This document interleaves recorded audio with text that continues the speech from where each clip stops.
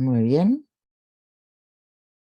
Retomo en nombre de la Alianza Global para las Alternativas a la Internación y Zero Waste Francia, que está representada aquí por Alice Elfassi. Os doy la bienvenida a nuestro webinario sobre la responsabilidad extendida del productor. Un poco de contexto, porque nosotros como Gaia, que somos una red de más de 2.000 organizaciones miembro en el mundo que trabajamos sobre la prevención de los residuos, sobre todo a escala municipal. ¿Por qué nos interesa este tema? Bien, pues quizás habéis oído hablar de las negociaciones sobre un nuevo tratado que va a empezar en 2 semanas en París. Y en este contexto, muchos países se están interesando a la REP como solución para la crisis de contaminación plástica y bajo 2 ángulos. La REP es una solución de financiación y si permite atacarse realmente a la sobreproducción de plástico. Y visto que la experiencia francesa se cita, por ejemplo, las famosas ecomodulaciones que se oyen hablar en el extranjero sin saber exactamente de qué se trata, pues hemos pensado en organizar y colaborar, por lo tanto, con Flore Berninel, con nuestros invitados Claire Tondefier y Nicolas, que vendrá un poco más tarde, justamente para examinar la experiencia francesa en estas 2 perspectivas. Alice, si quieres añadir alguna palabra, tienes la palabra. Hola a todos y a todas. Gracias por ser tan numerosos aquí. Hoy represento Zero Waste France y es una ONG nacional, miembro de Gaia y de Zero Waste Europa, que lucha contra la reducción de residuos. Y hoy vamos a intentar explicar o mostraros en que la red puede ser un instrumento que puede hacer soñar a nivel internacional para poner en marcha el principio de quien contamina paga, pero veremos que hay muchos límites y por lo tanto vamos a dar algunos ejemplos sobre los envases, los juguetes también con nuestros invitados.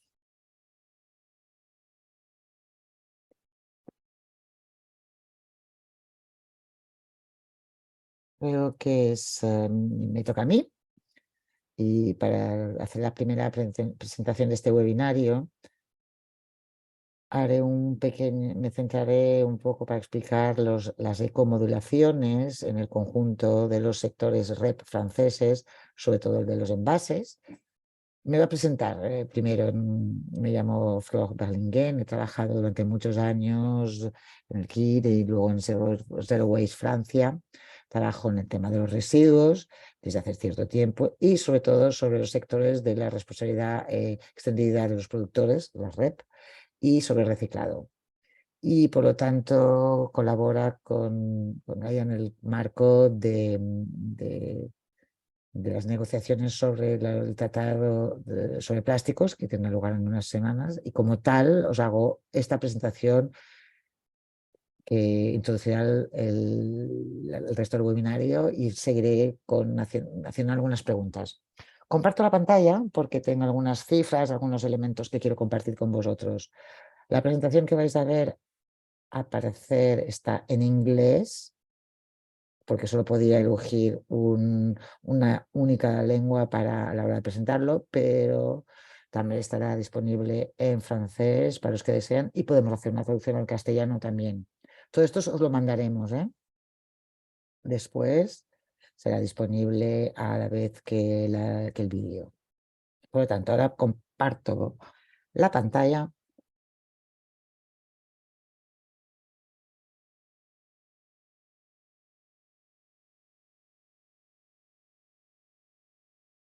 Empiezo. La pregunta que se plantea es saber si las ecomodulaciones en el marco de las REPs francesas funcionan, son eficaces. Esta es la pregunta. Volvamos un poco a ver la definición antes de comenzar. Sergio y Alice han hablado del principio del quien contamina paga. Es el principio fundador de los sectores REP y las ecomodulaciones. Esto tiene dos objetivos. Quien contamina paga. Primero es dar financiación para la gestión de los residuos y para prevención de los residuos. Tiene un papel pues, de financiación. Y el otro objetivo es orientar los comportamientos, las elecciones, en el marco de los REP, es decir, orientar las elecciones de los productores en el sentido de una mejor ecoconcepción de los productos que ponen al mercado, que sacan al mercado. El principio, el que contamina paga, se traduce a través de varios mecanismos, entre los cuales están los REPs. El esquema francés, el esquema mayoritario en Francia, aunque en teoría hay varias opciones para seguir esta obligación de REPs, pero en Francia los sectores funcionan siguiendo el modelo de la ecoorganización, que es los productores hacen la contribución según un baremo y lo dan a la ecoorganización, que luego financia a su turno la gestión de los residuos, o sea, con las autoridades locales o con los operadores que pueden ser objetivos no lucrativos. El, el objetivo es puede ser financiero o operativo, según si gestionan directamente o no los residuos del sector en cuestión. Es decir, que es a nivel de las ecocontribuciones o ecotasas que hablaremos de ecomodulación.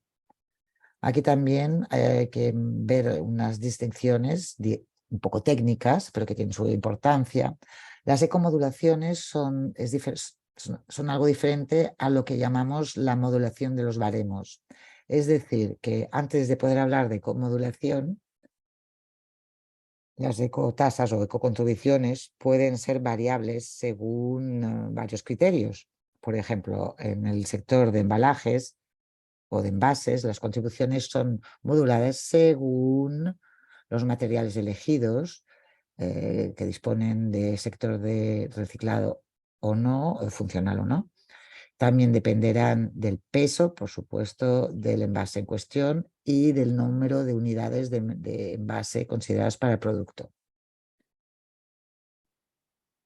Es difícil ver una presentación inglés y hablar francés a la vez, lo siento, pero bueno, estas contribuciones o ecotasas son moduladas y luego en una segunda fase están ecomoduladas, es decir, que la ecomodulación viene por encima de un baremo que ya está modulado. Las ecomodulaciones, por lo tanto, tienen como objetivo reforzar el carácter incitativo del dispositivo, que incita a favor de la ecoconcepción, de una mejor reciclabilidad de los envases. Por ejemplo, si tomamos el sector de los embalajes. Estas ecomodulaciones pueden ser de dos tipos. Tenemos los sistemas de los bonus malus.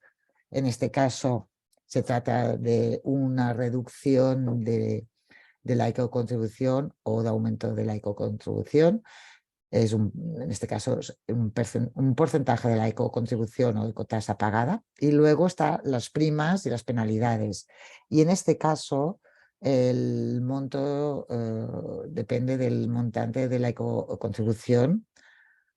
Por ejemplo, en el sector envases se da una prima a la incorporación de materias primas recicladas o de la elección de un material que comporta materia prima reciclada, y esto sea cual sea la cantidad de la ecocontribución pagada.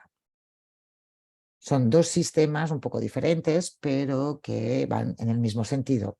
De hecho, se trata de activar o el palo o la zanahoria, y todo esto para orientar la elección de los productores. Esto en teoría, porque como lo veremos, el impacto de estas ecomodulaciones es bastante bajo. Para ilustrar todo esto, os propongo centrarnos en el sector envases. Y para decirlo, esto existe desde 1992 en Francia, es uno de los primeros sectores REP que fueron instaurados en Europa, un poco al mismo tiempo que la primera REP alemana y comporta un sistema de ecomodulaciones. Pero lo primero que podemos ver con este sistema de ecomodulación es que afecta un volumen muy bajo de las ecocontribuciones si lo comparamos al volumen global de las ecotasas o ecocontribuciones.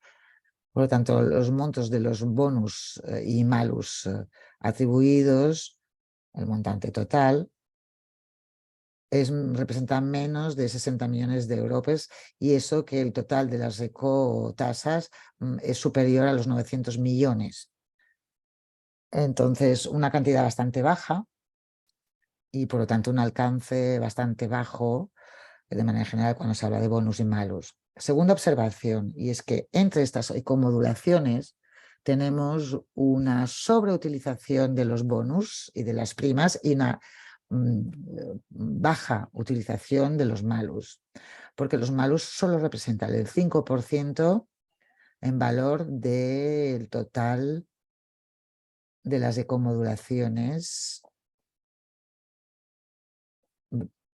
que se dan. Hay un error en el título de mi esquema, lo tendré que corregir antes de enviaroslo. Tercera observación, referente a este dispositivo de ecomodulaciones en el sector envases. Hemos visto que las ecomodulaciones en el total de las ecotasas representan una parte bastante limitada y si hacemos un zoom vemos que los malus solo representan una parte todavía más pequeña porque solo es una parte pequeña de las ecomodulaciones y si miramos todavía más de cerca dentro de los malus nos damos cuenta que los plásticos son muy poco representados. Lo esencial de los malus que se aplican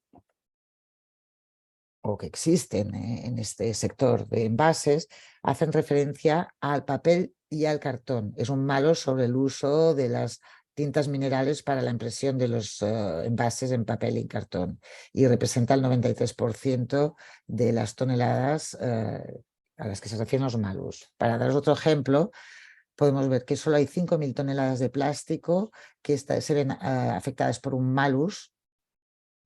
5.000 toneladas de envases de plásticos afectadas por malus y eso que hay más de 1.100.000 toneladas de envases de plástico que contribuyen a este sector. Por lo tanto, es un poco raro porque tenemos la impresión de que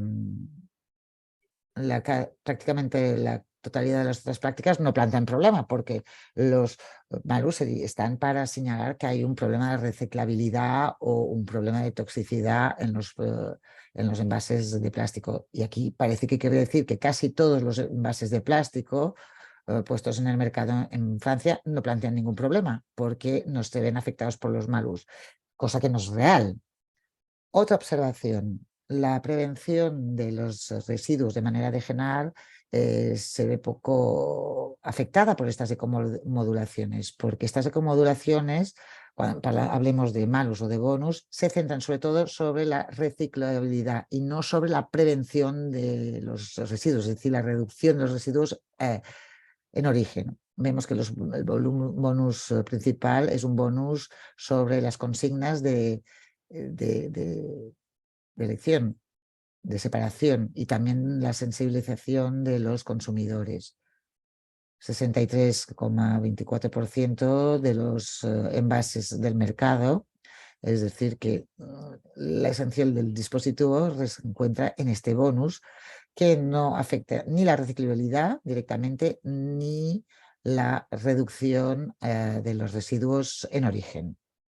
Acabo rápidamente porque veo que pasan rápido los minutos y amplío un poco hablando de los demás sectores y exponiéndoos unas observaciones generales. Lo que he visto, los constatos que he hecho sobre el sector de envases es que las ecomodulaciones no tienen gran peso, los malus están infrautilizados y finalmente la reducción de los desechos, de los residuos, el tema de los plásticos han sido poco tratados por las ecomodulaciones. Y esto también lo podemos ver en los demás sectores, es verdad igual, de la misma manera. Si tomamos otro ejemplo, el del sector textil, pues en este sector existen solo 3 bonus, no hay ningún malus y solo 3 bonus. Es decir, solo la parte que apunta a incitar. Abro un paréntesis, podemos decir que es lo mismo finalmente. Si consideramos que el volumen global de las contribuciones siguen siendo los mismos, pues en final usar el palo o la zanahoria es lo mismo. Pero yo creo que no envía la misma visión. Quizás lo podamos debatir después en los intercambios, en las preguntas que se planteen, pero creo que aquí, por lo menos en cuanto a los envases, el hecho que no se aplique ningún malus, pues envía un poco un mensaje contradictorio, porque da la impresión que no hay una preocupación en cuanto a la concepción de los productos que se ponen en el mercado, según los sectores. Segundo punto, tenemos una eficacia de la ecomodulación que no puede ser mostrada a este nivel. Hace poco conocí una investigadora que dedicó una parte de su tesis al análisis de las ecomodulaciones y que no pudo concluir porque había una dificultad de acceso a los datos con los ecoorganismos. Dicho esto, a través de todas las observaciones que he compartido con vosotros y las cifras que habéis podido ver, podemos considerar que esta palanca es poco importante si la comparamos a otros determinantes, de otros factores determinantes o que influencian la elección de los productores en materia de concepción de los objetos y los envases puestos en el mercado. Y estos factores pueden ser el curso de las materias primas, las expectativas de los consumidores, las otras regulaciones más fuertes. El nivel de las ecotasas y la presencia de las ecomodulaciones no es el factor más importante o el criterio más importante en su toma de decisión. Y para concluir, creo que podemos observar a través de las ecomodulaciones una especie de tensión entre los dos objetivos del principio el quien contamina paga, que es el objetivo de financiar por un lado, y en el marco de este objetivo de financiación vamos a intentar quedarnos lo más cerca posible del coste real de la gestión de los residuos, y por otro lado el objetivo de influenciar el comportamiento de los actores, de los agentes. Por ejemplo, en el marco de las modulaciones vamos a poner de lado el tema del coste de la gestión de residuos para centrarnos en un efecto de incitación, incluso disuasivo, o creo yo tendría que ser disuasivo. Y por lo tanto tenemos una especie de tensión, de contradicción entre estos dos objetivos que no van en el mismo sentido.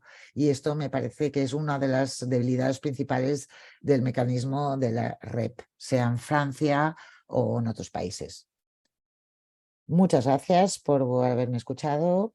Retomaremos las preguntas después de la presentación de Alice, que hará ahora mismo.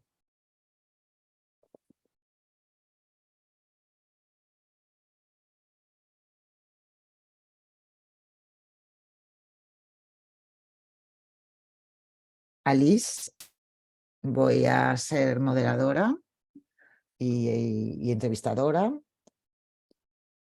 para poderte preguntar, tú como responsable de los asuntos jurídicos de Zero Waste Francia, pero también para representar aquí la red consigna, es decir, los agentes del terreno para la reutilización de los envases en Francia, según tú, que la ley AGEC, la ley antigastos para la economía circular, da a la reutilización y a la reparación y en el sector embalaje, ¿cómo se traduce? Hay que recordar que esta ley fue votada en el 2020. Muchas gracias. Efectivamente, soy la jurista de Zero Waste Francia y aquí también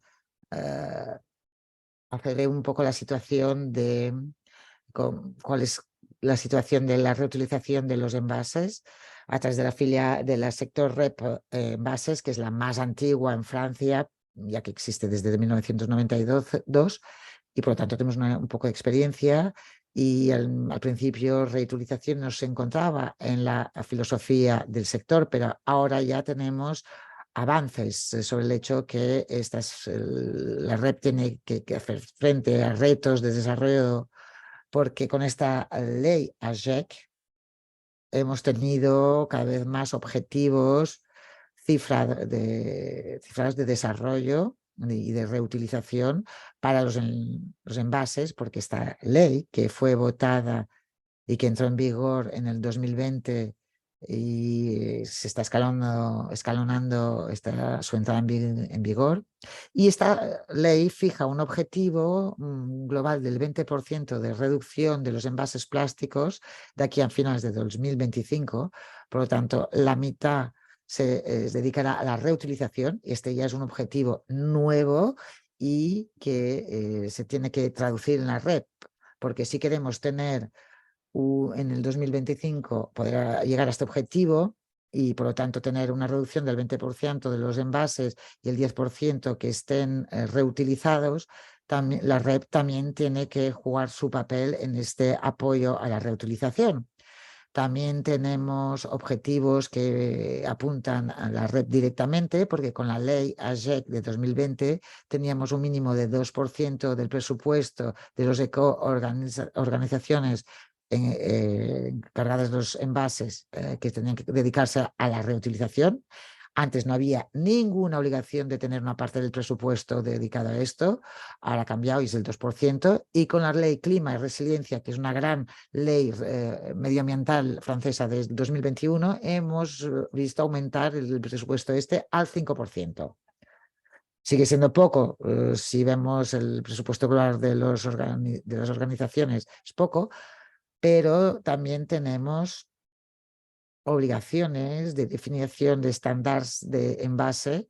Podemos hablar de más en detalle después, pero tenemos la obligación para los eco-organizaciones que definan qué es un envase que se puede reutilizar, es un envase que se concibe para ser limpiado y reutilizado varias veces, y también tenemos una regulación que fija unas proporciones anuales mínimas de envases empleados que los comerciantes tienen que alcanzar.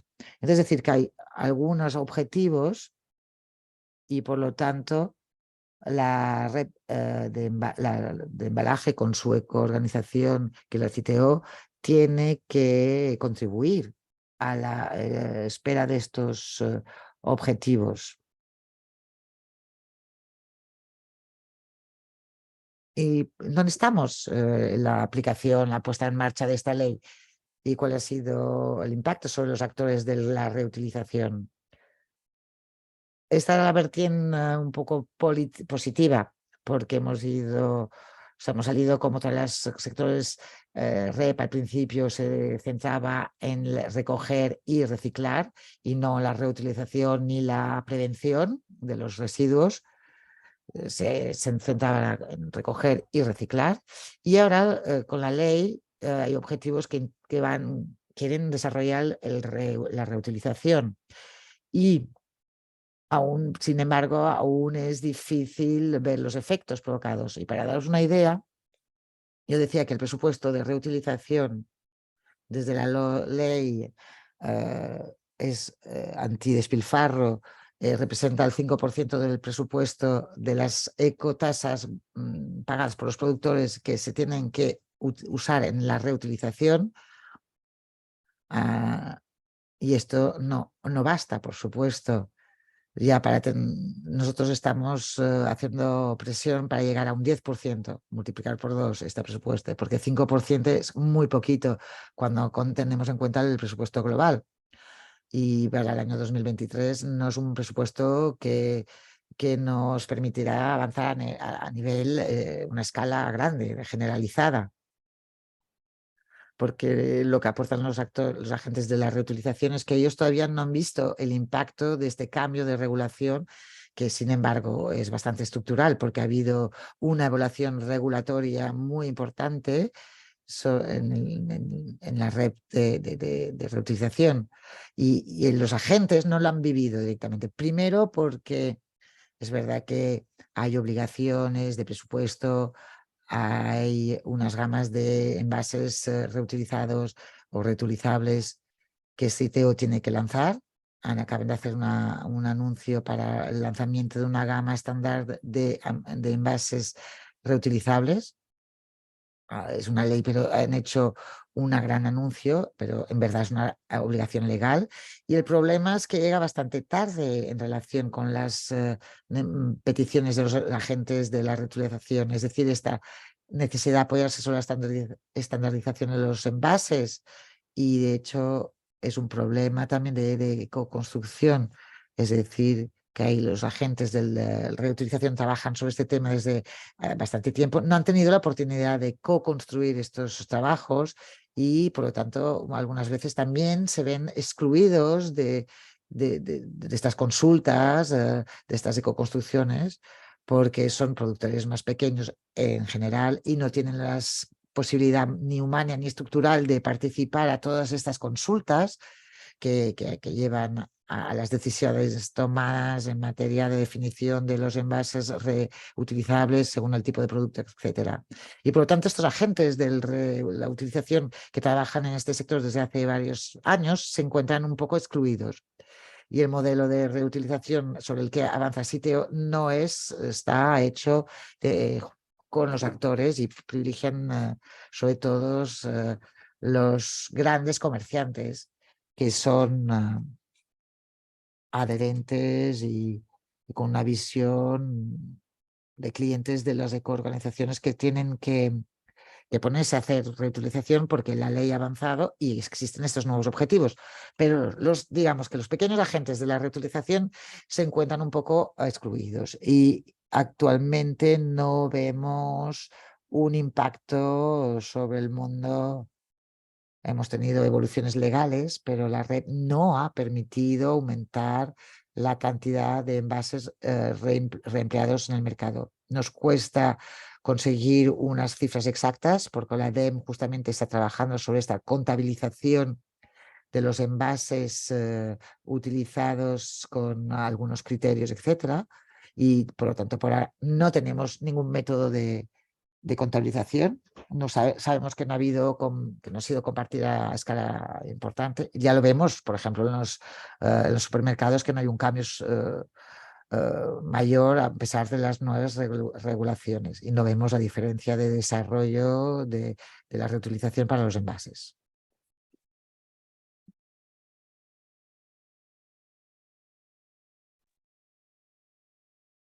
En términos de activación de financiación por parte de las organizaciones principales como Citeo, que existe en Francia, otro que se llama ECO, los agentes de la reutilización que ya existían previamente, pues también han podido beneficiarse de estas nuevas financiaciones. ¿O acaso estas nuevas financiaciones han sustituido a las financiaciones anteriores? ¿Qué ocurre? Bueno, hay poca distancia porque hay un retraso bastante importante a la hora de aplicar la ley AGEX y esta alza del dinero, del presupuesto Citeo dedicado a la reutilización del 5%, la empezamos a ver ahora, porque esto se hizo en el 2022, se retrasó todo, estamos a 50 millones para el año 2023, aún nos cuesta ver los efectos. Y también ha habido un efecto perverso con las financiaciones, porque de hecho con la evolución de las regulaciones hemos partido del principio que era el papel de la red financiar la reutilización y por lo tanto esto se ha sustituido a algunas financiaciones como las financiaciones ADEME. La ADEME, no sé si todo el mundo sabe lo que es. La ADEME es la agencia pública dedicada a la transición ecológica a Francia y que depende del Ministerio del Medio Ambiente. Y había una cantidad dedicada al desarrollo de la reutilización.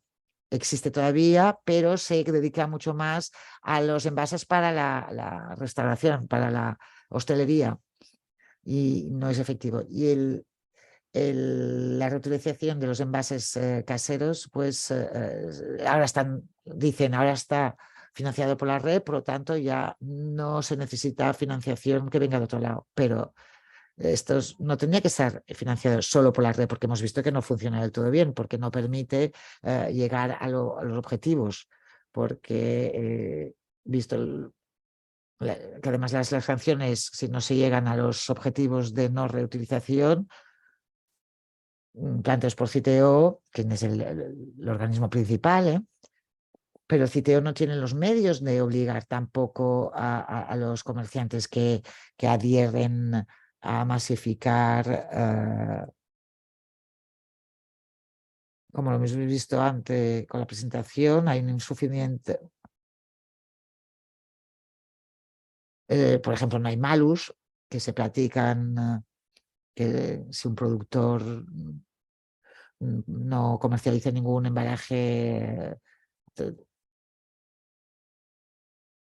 Y esto se ha visto con la ley que tiene que aparecer en 2024 y una vez más será un bonus que no incitará lo suficiente. Un bonus solo tendría que pagarse una vez porque, porque lo pagará el productor a medida del reuso no se paga. Entonces no es tan interesante para los productores si solo hay un pequeño bonus sobre los envases reutilizados, pero no les va a cambiar de todas sus políticas. Y como lo decías, las ecomodulaciones actualmente en el sector embalajes o envase son muy poca cosa. Y todo este sistema hace que la red no sea un instrumento y que se ha sustituido que sustituye de otras financiaciones públicas y no permite masificar la reutilización en este sector.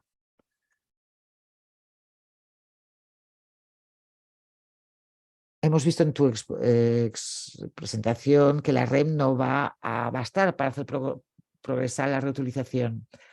¿Nos podrías decir de manera muy breve cuáles son las otras palancas que presenten la red consigna en Francia y Zero Waste Francia? Bueno, pues sí, nosotros pensamos que hay que acumular varias palancas financieras porque hoy, por desgracia, el plástico sigue, de un solo uso sigue siendo más barato. Entonces, para potenciar la reutilización hay que usar malus más fuertes y un aumento del presupuesto dedicado a la reutilización en el caso de la red, pero también otras palancas financieras que podrían ser más coercitivas, como por ejemplo nosotros probamos la instalación de una taxa, de un impuesto que pagarían los comerciantes cuando pusieran en el mercado un producto plástico y que permitiría añadirse la REP. Y nosotros también decimos que se necesitan planes de inversiones a nivel nacional y regional para la reutilización con una trayectoria de reutilización por categoría de producto, por categoría de envase y inversiones públicas que tengan que se añadan, de hecho, a las financiaciones de la REP y que sean separadas de la REP y que permiten la financiación de todas las infraestructuras de limpieza que cuestan mucho y que implican inversiones pesadas al principio y de las cuales depende el éxito de la reutilización. Porque la reutilización no hay bastante infraestructuras de lavado, no hay estructuras suficientes y si no existen más, pues no funcionará. Por lo tanto, tenemos que apostar por la red, pero no solo, y con ayudas financieras diferentes, fiscales y demás, si no, no funcionará.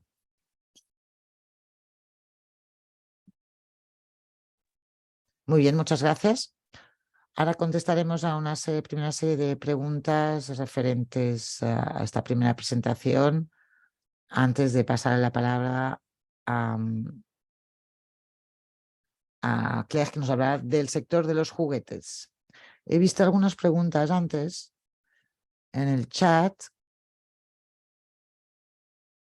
¿Quiénes son las organizaciones franceses? Lo hemos contestado luego. Para los envases Citeo y Leco en Francia, ¿Por qué los malus son tan bajos? Buena pregunta. Y si pudiéramos dar un ejemplo de un malus no aplicable o no aplicado. Entonces, ¿por qué los malus son tan bajos?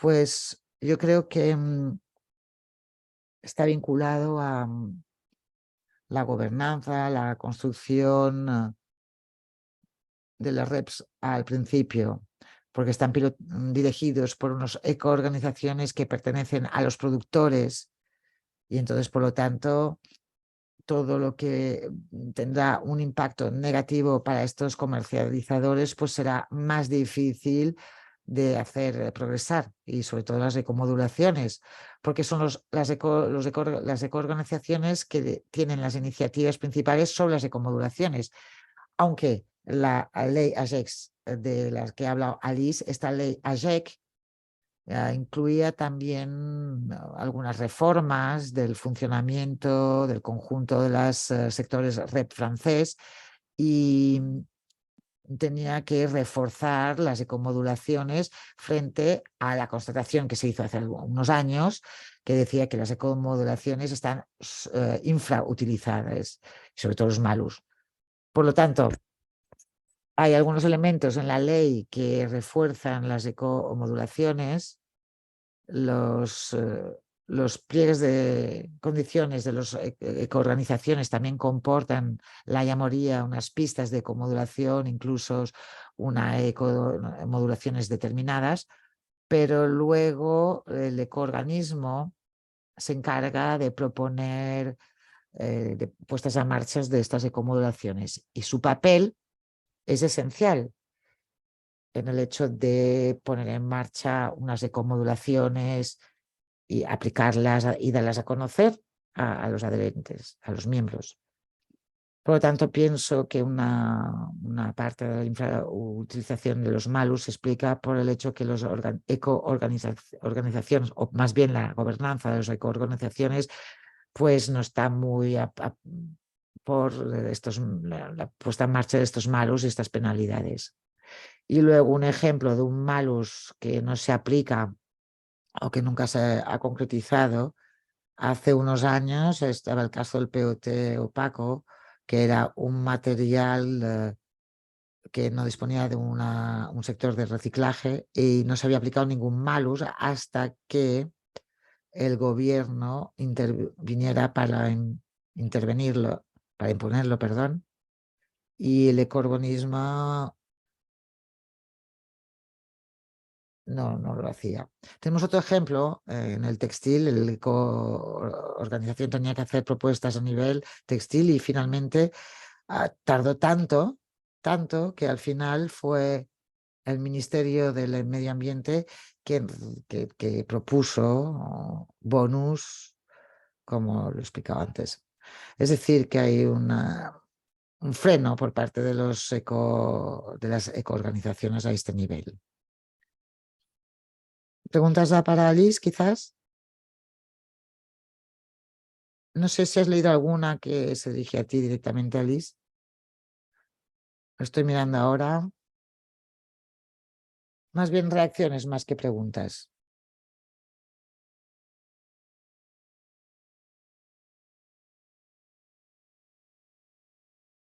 ¿Quieres reaccionar a las reacciones, añadir algo antes de seguir? O si tienes algo más que decir sobre las ecomodulaciones. No, he dicho todo lo que quería decir. Bueno, los malos, más allá de las ecoorganizaciones que no les gusta porque tiene este margen de propuesta que es bastante amplio. Incluso el gobierno tiene pies de plomo en esto, está muy frenado, porque aunque sí el diálogo está abierto, siempre están más favorables a que haya más bonus que malus. Y entonces, sin malus, la verdad es que es un freno a la hora de incitar a la reutilización y a la reparación. Pero es verdad que los poderes públicos no son muy receptivos sobre este tema, y también en este contexto económico reciente pues son reticentes a imponer malus. Es decir, que incluso cuando el ministerio sustituye a las ecoorganizaciones o va en un cierto sentido, pues tampoco es tan favorable a establecer los maluses. Muy bien. Sí, ahora veo que hay dos otras preguntas. Hay un módulo de preguntas y respuestas y veo que aquí hay preguntas. Preguntan, sobre la gobernanza de los REP y de las ecoorganizaciones en Francia.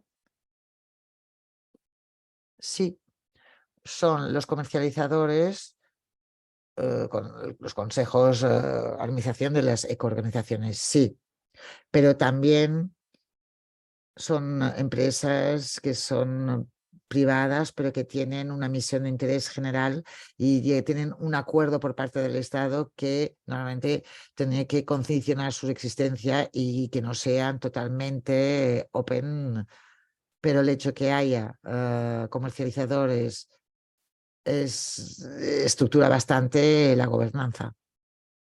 El Estado está representado en los consejos de administración, me parece, pero no sé si esta persona, este representante, tiene un papel bastante activo en el consejo de administración o es más bien un testigo de lo que ocurre allí. Hay que añadir aquí que los comités se han organizado por parte de esta ley AGEC del 2020 y estos comités son consultativos. Es un comité por cada ecoorganismo que trata de temas técnicos sobre todo, y las otras dos entidades que actúan sobre la gobernanza de los REP franceses. Hay una intercomisión de los REP franceses a los que se someten todos los grandes temas referentes a la gestión de las REP, el seguimiento de los pliegues de condiciones, etcétera. Pero hablando formalmente, es un aviso consultativo, aunque se siguen en principio, pero es una comisión consultativa compuesta de todos los interesados. Y para acabar, también existe, después de la ley AGEC, una instancia de supervisión pública que se encarga de, bueno, dirigida por la ADEM y el Ministerio, y que se encarga de realizar informes, estudios de seguimiento de los sectores para poder paliar justamente a la falta de transparencia o la falta de disponibilidad de los datos, que es algo que se había hecho notar últimamente. Bien, ahora pasaremos pronto a la presentación de Clegg. ¿Hay más preguntas? Sí, el tema de la reducción de los gases de efecto invernadero no forma parte de los criterios considerados por la REP. Para contestar a Serge y para contestar a Rishi,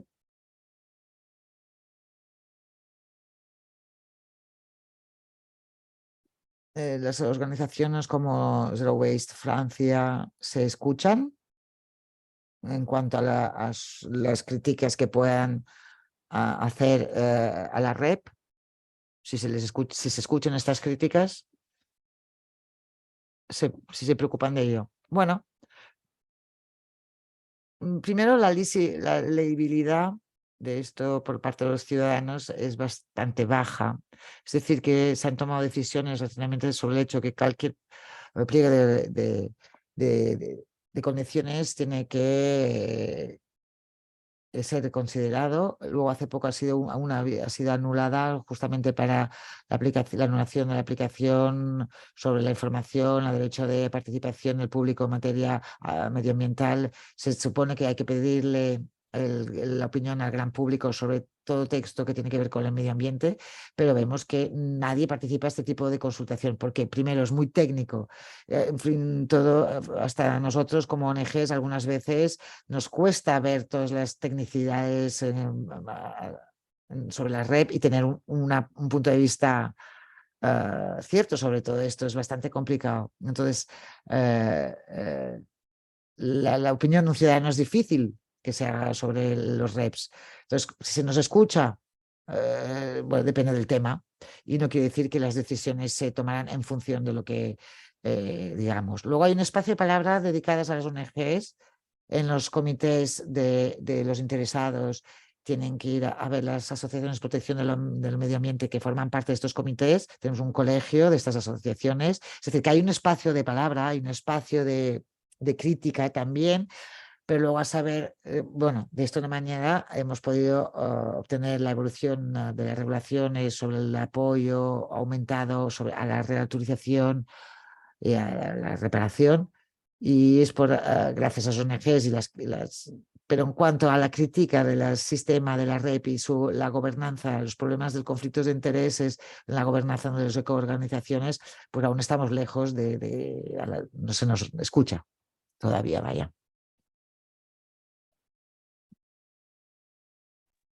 Gracias, Liz. Creo que vamos a seguir con la presentación de Claire y contestaremos a las preguntas después. Claire, gracias de unirte a nosotros. Claire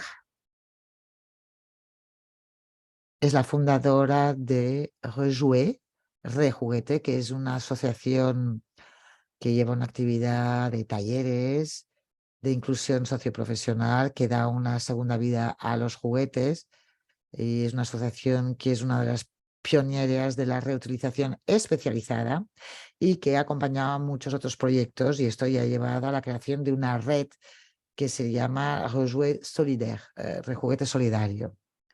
Y pues Claire ha sido, con Rejouer y Rejouer Solidaire, ha sido muy favorable a la creación de esta red sobre los juguetes. Lo preciso una vez más, una red que fue creada por la ley AGEC también. Incluso han sido fuerte de composición. ¿Nos puedes explicar un poquito cuáles eran las motivaciones, las posturas y el proceso que habéis seguido? Hola, buenas a todas. Es un placer poder estar aquí y compartir con vosotros la creación de REP. Pues efectivamente, yo soy la fundadora de la asociación Josué, y desde que empezamos la actividad hemos documentado muchísimo, que hemos trazado los flujos entrantes de juguetes, hemos trazado la producción de reutilización de juguetes por categoría. Siempre hemos estado muy abiertos a hacer descubrir nuestra actividad a las diferentes instancias políticas, sean regionales, comunales o nacionales o municipales. Y por lo tanto hemos invitado a los políticos y a los que hacen las leyes a que vinieran a ver de manera concreta cómo trabajamos, qué es lo que hacíamos con estos juguetes y todo el proceso de reutilización muy especializado de nuestra actividad. Y lo hemos compartido también con otros portadores de proyectos que quieren crear esta actividad en Francia, y esto a través de la red Rejouer Solitaire. Y el hecho de haber participado a dar a conocer estas actividades muy especializadas a estos diferentes políticos públicos nos ha permitido participar digamos, a la hoja de ruta de la economía circular y aportar, por lo tanto, una parte de datos cuantitativos y cualitativos, porque también hemos trabajado con estudios para poder medir nuestra productividad por categoría de juguetes. Por lo tanto, poder preparar esta red pensando que deberíamos probar cuáles eran los costes de reutilización por categoría, porque vemos que hay juguetes que se pueden reutilizar menos que otros, unos que no se reciclan, otros muy bien, y por lo tanto habíamos documentado todas nuestras acciones. Y por lo tanto hemos dado en la construcción de esta red, hemos trabajado con los gabinetes de estudios, con la DEM también, porque durante 2 años y medio la DEM ha construido un informe para medir los costes de la recolección, de reutilización de este sector, y hemos contribuido a ello aportando los datos, unos datos que eran muy difíciles de obtener en el mercado de la reutilización, porque de hecho nosotros como actores especializados éramos los únicos en tener estos datos precisos. Y nuestra esperanza justamente era que estos datos fueran utilizados para construir unos apoyos realistas para apoyar nuestra actividad, y principalmente basándonos en el pilar de la inserción social y profesional, porque acompañamos unas 72 personas en inserción para hacer este trabajo de reutilización. Por lo tanto, íbamos a buscar financiaciones complementarias a la hora de crear esta actividad y desarrollarla. Hemos hecho un primer cambio de escala en el 2017 y hemos hecho visible este cambio de escala y hemos contribuido a la elaboración de la REP a base de diálogos con la DEM, también discutiendo una vez que la REP se lanzó por parte del Estado y votada por la ley AGEC, también nos reunimos antes de la ley AGEC, nos reunimos con diputados para dar a conocer nuestra actividad tan especializada, para explicarles dónde había unos frenos a su desarrollo, como por ejemplo la parte de suelo, porque esta actividad de recolección de juguetes necesita espacio y volumen, es decir, metros cuadrados que son caros en la región de París. Y también la problemática de tratamiento de los juguetes, debido al hecho que estamos desconectados de la realidad de los productos, o más bien de la constitución de los productos iniciales. Entonces nuestra idea de REP era construirla con los comercializadores y nos dimos cuenta, por desgracia, que no sería así. Y es lo que ocurrió. Bueno, de hecho, si resumimos, habéis entrado en el juego a fondo, habéis dado todos los datos económicos, técnicos, para poder prefigurar esta red y calibrarla, digamos. Y el resultado, en cambio, ha sido un resultado que no corresponde a vuestras expectativas. ¿Y nos podrías explicar cómo la reutilización funciona en esta red juguetes y cuáles son los problemas que vivís? Pues sí, efectivamente, este estudio que ha hecho la DEM ha permitido proponer unos costes de reutilización, sabiendo que estos costes de reutilización eran interesantes para evolucionar el fondo de reutilización aparece en la ley AGEC. Y la primera dificultad que apareció y que tendrá consecuencias negativas sobre el desarrollo de este sector e incluso su eficacia, pues, y son los objetivos fijados de reutilización. Para tener una cantidad global de lo que se dará al fondo de reutilización, para hacer esta reutilización, es saber qué tipos de reutilización hay. Entonces, cuanto más se minimizan los objetivos, cuanto menor es menor la cantidad dedicada a esto. Entonces, cuando elaboramos este sector, el Estado con los participantes, con los interesados, establecer el objetivo. Y en vez de pensar tenemos un objetivo ambicioso para poder desarrollar esta reutilización, pero sabiendo que había potencial, porque en verdad son 8 meses de utilización y concretamente hay potencial de reutilización. Y en vez de usarlo con un objetivo fuerte, interesante, añadiendo incitaciones, pues el objetivo ha sido de reducir, de minimizar los objetivos de reutilización para reducir la cantidad total y reducir los costes. Entonces, por falta de datos, y mira que tenía datos, existe esta discusión, esta batalla, diciendo que las estructuras de utilización existentes no tienen la capacidad de hacerlo. En vez de pensar, pues démonos las posibilidades y la capacidad de hacerlo, pues lo han hecho al revés. Entonces, la DEM, sin embargo, había dicho que se necesitaba un plan de inversiones, pero son cosas que no se siguieron. Por lo tanto, la reducción de los objetivos hace que el fondo de reutilización es mínimo. Luego había unos costos que ha hecho la DEM con nuestros datos y otros datos, y la organización ha cambiado estos datos, ha considerado que estos datos no eran buenos y ha considerado que había que volver a hacer un estudio. Han hecho otro estudio retomando, vinculándose a 4 estructuras en Francia y han recalculado los costes de reutilización, que por supuesto no son los mismos que daba el informe de la DEM, son 10 veces menos y el Estado ha validado, por desgracia, estos costos de reutilización que han sido minimizados, sin contestar nada, sin pedir explicaciones. Entonces yo creo que hay un arbitraje entre la reutilización y el reciclaje en este sector, pero de todas maneras la reutilización o la cantidad de las ecocontribuciones dirigidas a la reutilización tiene un máximo de 5%. La ecoorganización quería sobrepasar esta cantidad de 5%, pero como os han hecho un cálculo basándose en datos malos, pues nos hemos encontrado con un porcentaje muy bajo dedicado a la reutilización.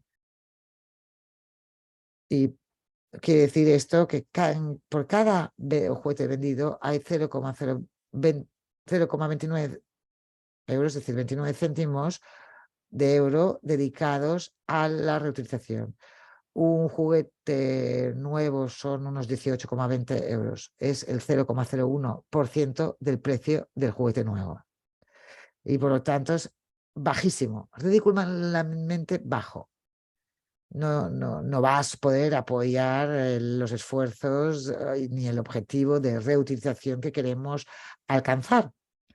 Y luego hay otro tema también sobre el cual nos estamos peleando con las ecoorganizaciones, es que en el pliegue de condiciones la reutilización puede ser efectuada por diferentes actores. Estamos de acuerdo sobre esto, pero en los cálculos de cifras la reutilización que viene de las estructuras solidarias y la reutilización que empiezan a hacer y que quieren hacer los comercializadores mismos, con, por supuesto, otras disposiciones porque pueden seleccionar in situ los productos que les trae el consumidor.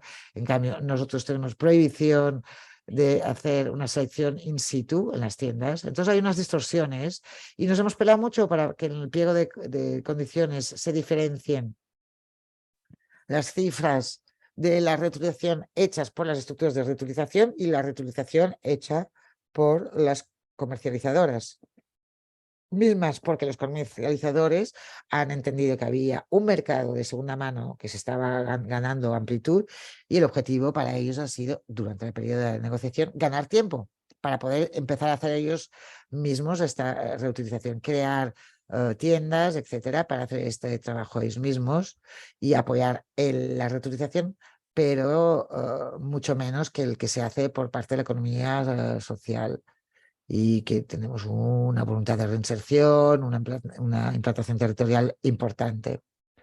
Luego, otro de los problemas también muy impactantes, digamos, es que en este sector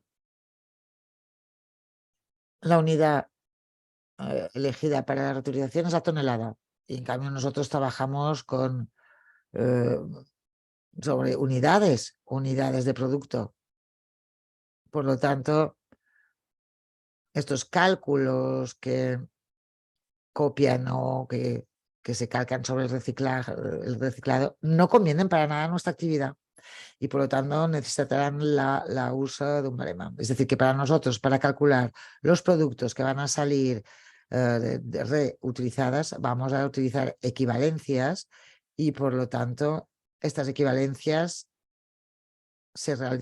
las realizan los comercializadores y no son siempre muy fiables. Es decir, que hay un potencial de riesgo porque muchas veces tenemos más peso en la equivalencia que el que se hace, porque cuando la trazabilidad que han querido estas tres categorías, son tres categorías de juguetes, y eso que hay más de 10 categorías de mercados de juguetes, y solo han elegido tres. Son juguetes de interior, juguetes de exterior y puzzles y juegos de sociedad, juegos de mesa. ¿Y cómo puedes poder seguir la trazabilidad de estos productos? Pues aquí no tenemos la posibilidad de mirar los bonos ni los malos y no habrá posibilidad de aplicarlos porque no habrá ninguna trazabilidad por categoría de producto. Es decir, que se aglomeran los datos bajo el pretexto de que los agentes del empleo, del reempleo o reutilización no lo pueden hacer. Entonces, la capacidad de tener los medios de hacerlo es posible. Nosotros hace 10 años que lo hacemos, pero es posible con medios. Y ellos, en vez de dar los medios, dicen no tienen la capacidad de hacerlo, por lo tanto, no se hará, simplificaremos. Y mientras tanto, ellos están en la vía de la reutilización, eligiendo los productos más sencillos, más fáciles de reutilizar. Pues estamos viendo a través de otros ejemplos que ha dado que el diablo se esconde en los detalles, es decir, en los parámetros de una rep. Hay unas disposiciones técnicas, de lecciones de indicadores, de modalidad, de recolecta o de acceso, que o favorecerán a algunos actores, agentes, o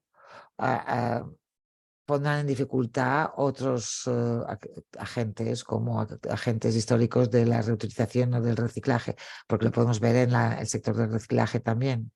Y por lo tanto, la concepción de la REP es crucial para asegurar la perenidad económica de los actores de la reutilización y del reciclaje.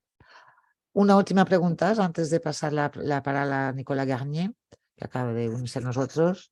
¿Qué enseñanza puede sacar de estos 2-3 últimos años de este establecimiento de sector? ¿Cuáles serían vuestras recomendaciones para los diferentes tipos de actores que pueden verse referidos por la puesta en marcha de una red, por vuestros homólogos, digamos, en otros países? Bien, yo creo que es muy importante unirse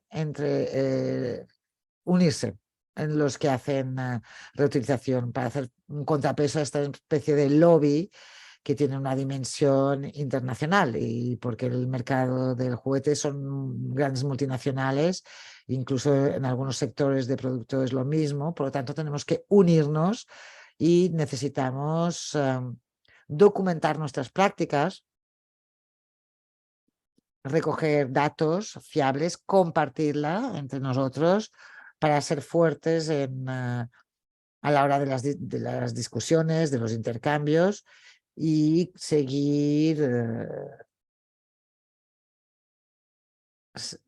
a remontar y a hacer llegar los disfuncionamientos o los problemas que para nosotros son evidentes. Y el reto que tenemos ahora es encontrar los medios para seguir haciendo esta actividad, porque actualmente estamos más sostenidos por muchas empresas que tienen ganas de contribuir vía su RSE a una acción positiva para el medio ambiente, para la inclusión social, y que, en fin de cuentas, los que menos cosas hacen son los que comercialicen estos productos. Por lo tanto, es una paradoja. Y si queremos una colaboración hay que hacerlo de manera inteligente, porque hemos hablado de la gobernanza antes, y nosotros, Josué y los actores como nosotros, no estamos representantes en los interesados. ¿Por qué? Porque los interesados los eligen los organismos, y los organismos, las organizaciones toman unos reutilizadores que no forman parte del mundo del juguete. Entonces es bastante paradójico, y esto impide que avancemos. Y por lo tanto intentaremos aportar a través de los vínculos asociativos con otras ONGs para mostrar nuestra posición y poder cambiar las cosas. Pero creo que tenemos unos tiempos reducidos para cambiar el juego, y vemos que no tenemos las mismas temporalidades que estos comercializadores. Muchas gracias. Quizás habrá preguntas después, pero es una verdadera batalla, por lo que vemos. Hay que vigilar mucho para definir estos criterios de funcionamiento de las reps. Yo creo que todo esto aparecerá en lo que nos presentará ahora Nicolas. Nicolas Garnier es el delegado general de AMORS. AMORS representa las autoridades locales, es decir, que son los interesados de las reps. Y además de representar las colectividades locales en el seno de la Comisión Intersector REP, he hablado de ello antes, es el órgano o el organismo consultativo, pero de los cuales puntos de vista o opiniones se siguen o veremos, por lo menos es el organismo que sigue la puesta en marcha de los REPs en Francia, y como representante de Amorce tiene una visión global del... ¿Y cuáles vuestras observaciones generales sobre la eficacia de la REP? Eficacia a nivel medioambiental y de financiación también. Parece que su micro no está activado, no le podemos oír. Gracias por haberme invitado a este webinar sobre el tema de plásticos y REP. Quizás ante todo deciros que si Francia es la campeona de Europa y del mundo, según lo que sabemos del sector REP, es en gran parte porque hace 25 años que hemos hecho unas enmiendas legislativas que para crear estos sectores. Por ejemplo, el sector JUE ha sido uno de nuestros trabajos iniciales desde el punto de vista legislativo. ¿Por qué las colectividades locales han presentado esta idea de las REPs? Hay tres REPs que vienen del derecho europeo, que son envases de desechos o residuos electrónicos y aceite, pero las demás REPs son francesas, es decir, que es a través de la ley francesa que hemos creado, dado principio la REP sobre textiles, ropa, luego sobre los gráficos, periódicos, 2008 muebles, jeringas, residuos peligrosos y recientemente bricolaje, deporte, juguetes, material, construcción, chiclet y colillas. Y pronto los pañales, porque hace poco hemos hablado de las REP sobre los textiles sanitarios. ¿Por qué hacemos esto? Dos razones. En primer lugar, nos hemos dado cuenta que, contrariamente a lo que se ha dicho, la REP provoca una toma de conciencia de los comercializadores que no tiene lugar sin la REP. Porque mientras que la gestión de los desechos se asume de manera financiera por el que beneficia de un servicio de recogida de los residuos, pues no se toca el que comercializa y pone en el mercado lo que luego se volverá en residuo. Por lo tanto, es una manera de sensibilizar el que ha puesto en el mercado un producto y que acaba en nuestras basuras, primer elemento. Segundo elemento, esto permite crear un flujo financiero que hace un círculo de economía circular viable, y eso que no era antes.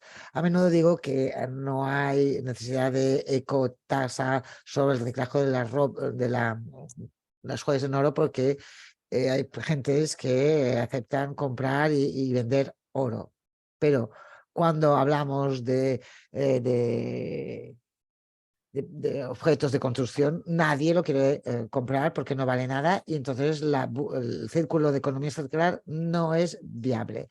La llegada de la REP crea un flujo financiero que permite generar unidades de madera del yacimiento interesado. Entonces crea un precio sobre el primero, el que crea el producto, y porque si no se nos desmoviliza. Yo siempre les cuento esta historia. Cuando hicimos pasar la red sobre los muebles, tuvimos un contacto con el director general de IKEA y nos dijo: ¿por qué nos está molestando? ¿Qué hemos hecho? Hemos dicho: no, es que tenemos estos muebles que solo duran 5 o 10 años, tenemos que aprender a reducirlos, reutilizarlos, reciclarlos, necesitamos este flujo financiero. Es decir, que existe la responsabilidad al origen, y este flujo financiero que va a permitir tener este flujo circular, esta economía circular. Y este es el lado positivo de la regla, y creo que ha provocado en Francia, se hace 25 gestos de elección de reciclado, es decir, que la mitad de los residuos de casa pues son reciclados, porque hay estos sectores de reciclaje del REP que no existían. Esto es la parte positiva. En cuanto a la parte negativa, es que no provoca prevención. Lo que ha provocado más bien son unos flujos financieros para permitir una círculo de economía circular, pero también para permitir mantener una manera de un tipo de consumo. Hay alguien que ha escrito un libro ponía que se podía reconocer que es un derecho a contaminar. Y esto es lo que se puede reprochar a REP. No ha provocado modificaciones de comportamiento masivo en favor de la reutilización y reciclado. Por eso hemos introducido estos objetivos de reducción, de reutilización. Pero es verdad que por ahora ha tomado una forma interesante en el papel, y finalmente tenemos cierta duda, de que ocurra. Vamos a ganar un poco de dinero, un fondo, permitiremos a algunos agentes, pero nos parece que aún se hace para tranquilizar las hordas, pero no para crear un cambio de uso, de reuso. Y el segundo defecto es que privatiza un servicio público. Y ahora tomo mi otra gorra, es decir, que me ocupo también de cooperación descentralizada, y es verdad que a nivel internacional los países que no tienen recursos para las colectividades locales, estas REPs se están muy utilizadas porque son las únicas maneras de financiar una recogida de residuos, porque no hay impuestos que puedan financiar estas cosas. Pero, esto como por ejemplo en África subsahariana, pero en los casos donde existen, estos ecoorganismos están gobernados por los que pagan, es los comercializadores, que al final orientan el trabajo de la ecoorganización no para llegar a los objetivos medioambientales, sino para hacer pagar la menor cantidad posible de sus miembros. Y por lo tanto, aquí vamos a la segunda, digamos, no estoy en mi despacho, hay un teléfono que suena. La segunda contradicción es que finalmente, en vez de alcanzar unos objetivos medioambientales, estas RAPs hacen algo para que no les cueste muy caro a los que ponen en el mercado los envases o los desechos eléctricos electrónicos. Estos son los dos grandes defectos. El tercero es la plaza el lugar del Estado, porque en el sistema francés hay una lógica de acuerdos para hacer funcionar estas ecoorganizaciones, y el Estado no controla del todo la situación. La prueba de ello es que la mayoría de las ecoorganizaciones franceses no alcanzan sus objetivos medioambientales en términos de reutilización y reciclaje, y no se sancionan. Incluso se les da un premio porque les dan un acuerdo de 6 años. Es decir, esto muestra que el Estado no juega su papel del todo. Es una especie de delegación del servicio público. Y se le delega un servicio público, lo haces en el lugar del Estado, y al final, cuando no alcanza estos objetivos, no pasa nada. Por lo tanto, es una fase en la que estamos intentando reforzar los objetivos para crear unas sanciones más sistemáticas, para que el ecoorganismo no vaya pensando, uy, me interesa recoger una tonelada más, que es mejor para el medio ambiente, si se puede reciclar, o me interesa más reducir porque me costará muy caro. Voy a reutilizar un objeto o dos más, será más caro. O entonces quizás mejor reutilizaré menos porque sea más barato. Y aquí reside la dualidad de una organización, porque está entre dos aguas, no sabe si gastar o no. Me están diciendo que hablas muy rápido. Yo quisiera volver sobre 2 puntos. Alcanzar los objetivos, pero también está el tema del índice de cobertura de costes, que para el sector embalajes o envases no está a la altura. ¿Podrías hablar un poco más en detalle de esto? Y luego otro punto sobre el sector envases. Actualmente se está diciendo que las ecoorganizaciones del sector envase, sobre todo el sitio, se están transformando en ecoorganizaciones operativas. ¿Qué es lo que significa esto y cuáles son los retos por parte de Amors? Sí, de un poco rápido. Ya no os voy a explicar las diferentes reps, sí, ya lo hemos hablado. Bueno, pues la rep financiera, hay un actor que son las colectividades en Francia que hacen todo, recogen la elección selectiva y la salida las salidas para estos materiales. Y luego hay reps en el cual el operador público hace una parte del trabajo y la ecoorganización hace una segunda parte. Por ejemplo, los TESOs, la colectividad local recoge los residuos, la ecoorganización los recupera y se asegura de hacer la gestión, trato y reciclado del producto.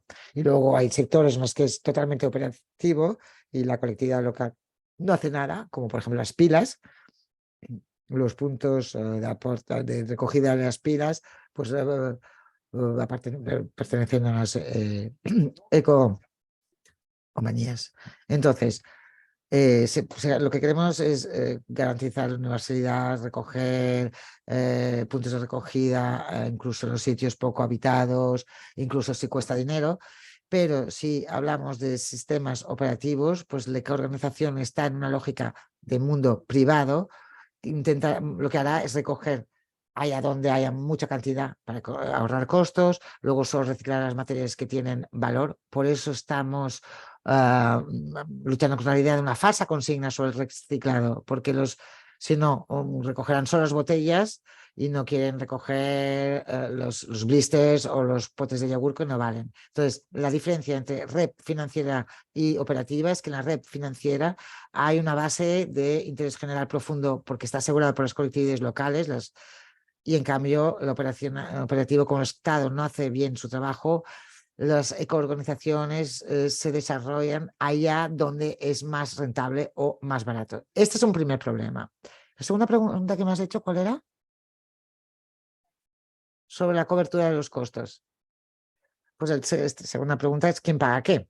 En absoluto, como representantes de la colectividad, si yo cojo las pañales, consideramos que recoger y reciclar estos pañales tendría que hacerlo Procter & Gamble, el que comercializa. Pero en realidad, la directiva o la directriz europea sobre los residuos prevé efectivamente un índice.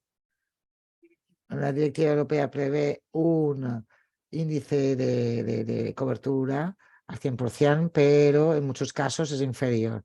En el caso, hemos visto un sistema de coste de referencia vinculado a escenarios teóricos de colegas que nos hacen que las colectividades francesas están financiadas al 50%. Por eso luchamos para que CITEO, los envases, paguen totalmente la recolecta, todas las colectas. También vemos que la parte que no está en la recolección selectiva, quedan un 25% de envases que quedan en la basura, que son residuales, y CITEO no paga nada. ¿Por qué? No es justo porque estos embalajes, estos envases no se reciclan y antes no iban a la zona de reciclado. Por eso sería normal decir que también le toca a la ecoorganización financiar esta parte residual. La novedad es que y la nueva ley francesa lo permite, hemos atacado el hecho que la ecoorganización puede financiar la limpieza, es decir, barrer los envases en la calle, sacar los chiclets y las colillas de las calles, pero también las basuras salvajes. Hemos conseguido que la ecoorganización pueda financiar la recolección selectiva y la reutilización, pero también que financie la limpieza de las calles y las basuras salvajes. Y esta es una novedad. Y es verdad que la responsabilidad extendida del productor de mañana es una responsabilidad que obtiene resultados en términos de reducción de la comercialización, también objetivos cifrados en términos de reutilización, pero que también financia la limpieza y las basuras salvajes o las basuras que se dejan en el campo, que es un gran problema también.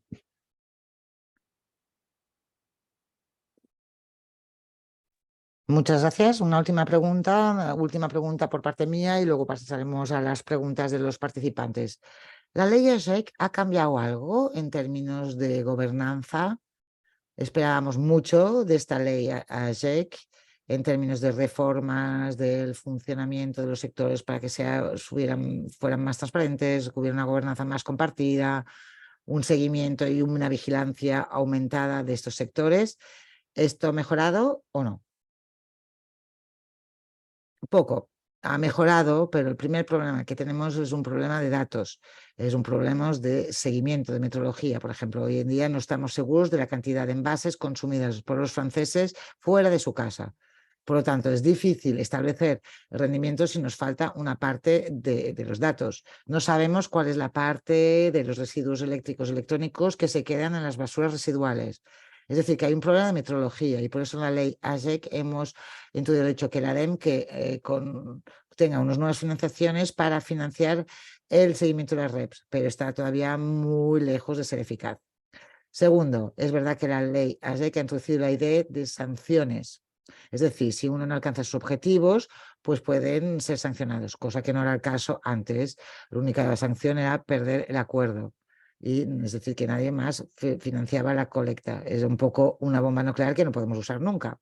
Aquí hay unos dispositivos de sanción, pero no son sistemáticos, son políticos y por ahora no han sido utilizados jamás. Hemos visto una progresión porque se supone que seguimos más, pero faltan muchos datos. Y por otro lado, teníamos que haber progresado porque habían riesgos de sanciones en caso de no alcanzar los objetivos medioambientales y hasta ahora no han sido activados.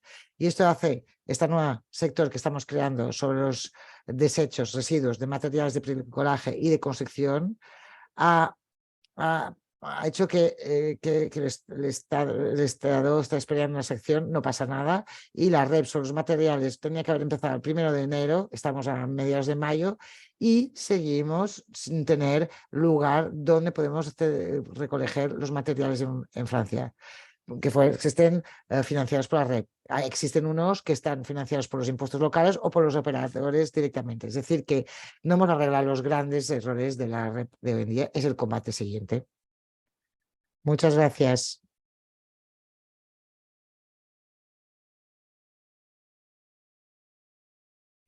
¿Hay alguna pregunta para Claire, para Nicolás, o para mí, o para Liz? A ver, miro el chat, las preguntas y respuestas. Sí, yo quería decir, si no hay preguntas, es decir que la REP es una herramienta fantástica que tiene que ser perfeccionada, pero veáis, hace 3 años, cuando hemos hecho la REP sobre material de deportes, nos hemos reunido con grandes marcas de deporte que no sabían de qué materiales estaban hechos los productos que vendían. Entonces, si no saben de qué materiales están hechos, no habían previsto reciclarlos, reutilizarlos, etcétera. Y estas REPs provocan un cambio de posicionamiento de los que comercializadores. Y ahora hay que crear una responsabilidad entera, hay que crear un sistema financiero entero. Pero globalmente yo pido a los demás países, esto nos lo piden en Amorza mucho, para que exploren y establecen estos dispositivos de red que vayan mucho más allá de lo que tenemos a través de los textos europeos, porque los textos europeos no prevean un REP obligatorio fuera del embalaje eléctrico y electrónico. Son 600 kilos de residuos y no hay ninguna razón para que no haya 600 kilos de residuos que están bajo ecocontribución o bajo REP. Nos estamos planteando los temas sobre CDs, DVDs, sobre los materiales de material doméstico, por ejemplo, las literas de los gatos, también los mecheros. Es decir, que no hay razón alguna para que no haya productos que no hagan objeto de una ecocontribución de los que comercializan estos productos para asegurar un final de vida de estos productos o un reuso, reutilización. Bueno, desde el punto de vista de financiación, una REP que aparece para MOX desde el punto de vista de la prevención de los residuos y los objetivos de reutilización y reciclaje. Me imagino que sois favorables a otras palancas también complementarias a la REP. Sí, pero sobre la REP, hoy, el CITO, la organización francesa, no tiene ningún objetivo de reducción de las cantidades de envases. Nosotros, en el marco de las negociaciones en curso, vamos a proponer que tengan un objetivo de reducción, porque solo tiene un objetivo de reciclado, no tiene objetivo de prevención. Tenemos que parar el desarrollo de envases de plástico, los blisters, los films, los embalajes individuales. La REP es una herramienta muy potente. Hay otra que es la prohibición. Prohibir algunos envases, como hemos prohibido las pajas de uso único, etc. Pero si no vamos directamente a la prohibición, pues hay que pasar de la REP que permite reducir del 15-20% las comercializaciones. Hay algunas preguntas precisas con quizás preguntas rápidas. Claire, ¿cuál es la mayor instalación de infraestructura actual dedicada a la reutilización de los juguetes? Creo que para tener un orden de tamaño en Francia. El mayor actor de reutilización especializada trata... Bueno, efectivamente creo que es Rejouet, que la única que esté especializada en esto es Rejouet, 65 toneladas de juguetes al año. Y esto nos ha creado muchas complicaciones en términos de tratamiento, porque tenemos un espacio que es grande, pero que no puede acoger todo lo que recogemos. Y este es uno de los problemas, es efectivamente que los mecanismos de los REP Y la primera solución es recogerlos, pero si no tenemos sitio para almacenarlos, si no tenemos el espacio o no tenemos los medios para alquilar locales, pues es muy complicado. Pero sí, Roswell creo que es el principal actor en cuanto a la reutilización de juguetes. Una pregunta sobre el nuevo sector del que hablas, Nicolás, materiales de construcción. ¿Las colectividades pueden recibir ayudas por parte de las eco-organizaciones? Sí, por supuesto, y es el principio. El principio del REP construcción será el de crear una red de sitios de tratamiento profesional y a proximidad de los distribuidores de materiales, y algunas colectividades locales tendrán la posibilidad de acoger también residuos de materiales de las pequeñas empresas y serán refinanciados por la ecoorganización para acogerlos. Luego, bueno, la negociación aún está en curso, es saber si están bien financiadas o mal financiadas. Y esto también da respuesta a la pregunta de saber por qué a veces está mal financiado. Pues porque el Estado establece un barema. Es decir, que las condiciones financieras de remuneración de las colectividades locales que hacen la recolección selectiva en vez de la ecoorganización, pues en general están diferenciadas de la realidad y solo se financia una parte. Y por lo tanto, las colectividades renuncian a esta recolección para que el ecoorganismo pues, asuma su trabajo. Es el Estado que fija este baremo, pero todo esto es el resultado de unas negociaciones, ¿no? Sí, negociaciones nutridas y a veces tensas. La de los materiales es muy tensa la discusión. Casi hemos salido de la sala de negociación, el Estado ha tenido que volver, pero en fin es el Estado el árbitro y por lo tanto es un reto político. Actualmente el ministro de la Ecología, las empresas, lo estamos llamando para saber si el sector será bastante financiada o no. Por lo tanto, el papel del Estado sigue siendo crucial. Otra pregunta sobre la participación en la limpieza, sobre qué datos será la repartición entre los diferentes sectores. Es muy, muy complicado porque por ahora estamos en cuanto a la limpieza. Es la primera red que financiará la limpieza con los envases, es decir, que veremos la parte de envases en los residuos de limpieza. Primero será la primera parte, quizás lo desarrollamos. En cuanto a las basuras tiradas salvajemente, por encima de 100 toneladas es casi residuo de construcción. No hay ningún depósito salvaje de envases o de pañales de más de 100 toneladas. Y entonces en las construcciones red materiales que son unas descargas, digamos, salvajes en este modo, podemos decir. Una última pregunta quizás, una o dos. ¿Cómo garantizar los principios del servicio público con la REP? Como la universalidad, ¿qué margen tienes comprometidas para adaptar las REPs a sus especificidades territoriales? Y luego, ¿qué exámenes de colectividad han dejado de utilizar la elección selectiva para incitar a los ecoorganismos a que lo hagan? Bueno, esto hace referencia a lo que has dicho antes. Quizás haya sido... Sí, no entiendo el problema. En el servicio público, el primer garante del servicio público es el Estado. Es decir, que si el Estado, en su periodo de condiciones, dice que la selección selectiva tiene que estar en todos lados, incluso en las zonas de poca densidad, y si el organismo no lo hace, está sancionada, pues la ecoorganización hará esta continuidad del servicio, esta universalidad del servicio.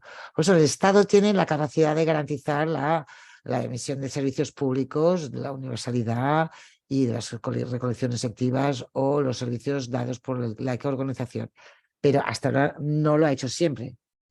Ejemplos de colectividades que han dejado de hacer recogida selectiva, pues unas colectividades de Luas, de una región de Francia, han dicho que a final de año dejarán de acoger los residuos de las empresas de la construcción. Hay una red, pues estas empresas de construcción tienen que ir ahí a recoger los materiales ahí, pues tendrán que devolver los restos también en las empresas de materiales. y por los residuos peligrosos también. Por ejemplo, algunos han decidido de no hacerlo y ponen en marcha un dispositivo simplificado. Y por lo tanto hay colectividades que dicen, bueno, pues yo me asiento sobre la financiación y no recojo no recogida selectiva, con el riesgo de estos salvajes. Por lo tanto, hay que asegurarse. Es una especie de lucha, ¿no? Sí, una lucha para los desechos caseros, porque los tenemos que recoger, pero también es la justa repartición de las responsabilidades cuando hablamos de residuos no caseros, porque si las colectividades están recogiendo residuos no caseros, es porque ahí, porque no lo hace el sector privado, porque no tendríamos que recoger estos residuos que no son residuos de casa. La ley dice que hay que recoger los residuos de casa y los residuos de las pequeñas y medianas empresas en las mismas condiciones. Y cuando vemos un camión entero que viene con pedruscos, pues no es un residuo de casa. Y si nos aceptamos, acababan en el río. Pues por carencia, por defección, hemos recogido mucho más de lo que hubiera tenido que hacer el servicio público. Os voy a tener que dejar, por desgracia, sí, y te vamos a tener que dejarlo nosotros también. Pues muchísimas gracias, muchas gracias a todas y a todos por vuestras preguntas. Quizás Sigyn de Gaia puede decir las últimas palabras. Adiós. Gracias, Nicolás, gracias, Claire, gracias, Alice, Flor, por esta discusión sobre la REP. Yo solo para volver a nuestro punto de salida,